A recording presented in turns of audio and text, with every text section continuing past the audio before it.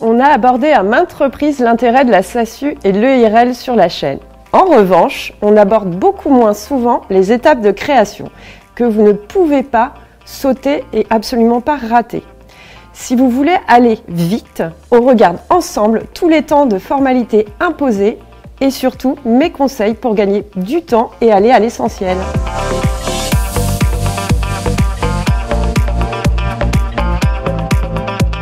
Bonjour et bienvenue sur notre chaîne Maintenant j'entreprends. D'abord, première étape, la rédaction des statuts de votre société. J'en ai parlé dans une vidéo précédente. Donc ces statuts vont cadrer tout le fonctionnement de votre société. Donc c'est vraiment quelque chose de très important, surtout en SAS unipersonnel, qui est une forme la plus souple par rapport à l'EIRL, donc liberté statutaire. Dans les deux cas, vous devez vous assurer que vos statuts sont conformes et anticipent bien les différentes étapes auxquelles votre société pourrait être confrontée. Très simplement, ça peut être de prévoir tout changement ultérieur, anticiper des sorties d'associés, des entrées d'associés, donc prenez bien le temps de définir votre projet de statut. Le plus simple, à mon avis, c'est de commencer par en discuter avec un juriste.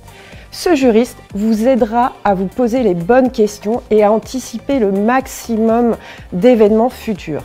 Chez Amaris Direct, cette étape est clé, mais rapide. Effectivement, en 1 heure à peu près d'entretien, vous allez échanger avec un juriste qui va vous proposer de cadrer tous les éléments des projets de statut et vous pourrez obtenir un projet en parfaite adéquation avec votre projet. Ensuite, il faut prévoir la publication d'une annonce légale. Cette annonce légale est obligatoire, vous ne pouvez pas passer à côté pour déposer vos statuts au greffe. L'usage est que pour la création d'une société, l'annonce soit publiée juste en même temps que la signature de vos statuts. Mais sur ce sujet, c'est vraiment très simple. Donc, pas la peine d'anticiper de trop ni d'attendre, vous allez le faire simplement juste avant de déposer votre création. Si vous avez confié votre création à un juriste ou à un expert comptable, il va simplement préparer l'annonce pour vous. Ensuite, la publication peut prendre quelques jours, voire être instantanée, puisque maintenant il y a des plateformes où ça se fait très simplement. L'autre étape, qui est la troisième étape, est le dépôt de votre capital social. Concrètement, ça veut dire que vous allez déposer les fonds sur un compte bancaire. Donc ces fonds seront bloqués le temps du dépôt de votre dossier de création auprès du greffe. Donc petit aparté, si vous ne disposez pas immédiatement des fonds disponibles pour constituer votre capital social, vous pouvez, dans le cadre d'une SARL, déposer 1/5 de ces fonds ou dans le cadre d'une SAS, déposer seulement la moitié. Je vous conseille néanmoins de maximiser une libération totale. Pourquoi? Parce que vous allez pouvoir bénéficier d'un taux réduit d'IS et surtout vous allez pouvoir éventuellement vous verser des dividendes. Donc voilà pour le dépôt du capital. La banque, une fois ce dépôt des fonds effectué, va vous remettre une attestation de dépôt des fonds. Cette attestation est obligatoire et devra être déposée en même temps que votre dossier constitutif. Sachez que vous pouvez également déposer que 1 euro de capital, mais même pour 1 euro, il faudra bien avoir cette attestation de capital. Cette attestation, elle peut mettre plus ou moins de temps pour être obtenue. Selon les banques, ça peut varier entre 48 heures jusqu'à une quinzaine de jours. Voilà pour la partie dépôt du capital. Passons à l'étape 4 qui est la signature des statuts. C'est l'étape où vous allez signer tous les documents constitutifs. Cette signature, elle peut se faire soit de manière manuscrite ou aujourd'hui, on peut la faire de manière électronique. Et enfin, l'étape 5, il ne vous reste plus qu'à envoyer votre dossier de création auprès du greffe.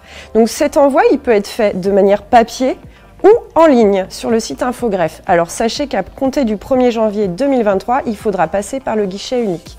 Ce dépôt-là, il vous permettra de recevoir l'extrait CABIS, donc le véritable sésame. Afin que tout se passe pour le mieux et surtout pour respecter les délais et avoir des délais très courts, il vous faut vous assurer que vous avez bien toutes les pièces obligatoires. C'est vraiment là où vous pouvez gagner un temps important. Plus votre dossier sera complet et précis, plus les choses iront très vite. À partir du moment où vous avez déposé votre dossier de création au greffe du tribunal de commerce, il est tout à fait possible de disposer de votre extrait CABIS dans un délai de 3 à 7 jours, voire même plus court si votre dossier est complet. Je vous mets le lien d'un article dédié en description pour retrouver la liste de toutes les pièces nécessaires pour déposer votre dossier de création. Pour conclure, j'ai envie de vous partager une bonne pratique qui se vérifie quasiment dans chaque projet de création. Doucement, mais sûrement. Pourquoi ? Parce qu'il vaut mieux s'assurer que votre dossier soit parfaitement complet pour pouvoir déposer bien convenablement et éviter tout rejet et pour le coup gagner beaucoup de temps. En matière de formalité de création, il vaut mieux être une tortue qu'un lièvre. Donc je vous préconise de prendre rendez-vous avec des conseillers à la création d'entreprise pour valider vos statuts et votre dossier constitutif. Si besoin, un lien pour consulter nos experts juste là en dessous. Je vous dis à très vite sur la chaîne. N'hésitez pas à liker et à vous abonner pour ne rien rater.